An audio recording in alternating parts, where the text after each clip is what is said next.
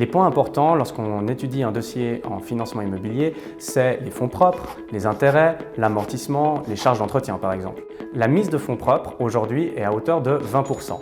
10% doit provenir de l'épargne ou du troisième pilier. Le solde, donc les autres 10%, peut provenir du deuxième pilier par exemple. Aujourd'hui, l'hypothèque, lorsqu'on présente un dossier auprès d'un institut, que ce soit une banque, une compagnie d'assurance ou une caisse de pension, on doit toujours calculer des taux d'intérêt à hauteur de 5%.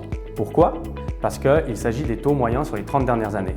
À cela s'ajoute également la partie amortissement et également la partie frais d'entretien. L'amortissement peut être soit direct, soit indirect. L'amortissement direct constitue un remboursement chaque année de la dette, c'est-à-dire que la dette diminue chaque année et les intérêts également. L'amortissement indirect constitue une épargne sur un troisième pilier, soit A, soit B, qui est mis en garantie auprès de l'établissement financier. La deuxième option, donc l'amortissement indirect, constitue un avantage fiscal pour le client car les cotisations sont déductibles du revenu imposable. C'est un calcul théorique, une sorte de stress test que font les instituts financiers.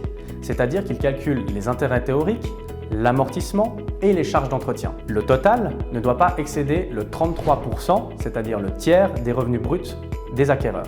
Les frais d'entretien sont les charges courantes de l'objet, l'eau, l'électricité ou toute autre charge que les clients peuvent avoir au fur et à mesure des années. Ces frais d'entretien sont calculés à 1% du prix d'achat par les instituts financiers. Ce qu'il faut savoir, c'est qu'on peut obtenir un prêt hypothécaire auprès d'une banque, auprès d'une assurance ou auprès d'une caisse de pension. Il est important, pour nous par exemple, spécialistes en financement immobilier, d'accompagner les clients dans toutes ces étapes pour être sûr qu'ils trouvent la meilleure offre qui corresponde à leur situation.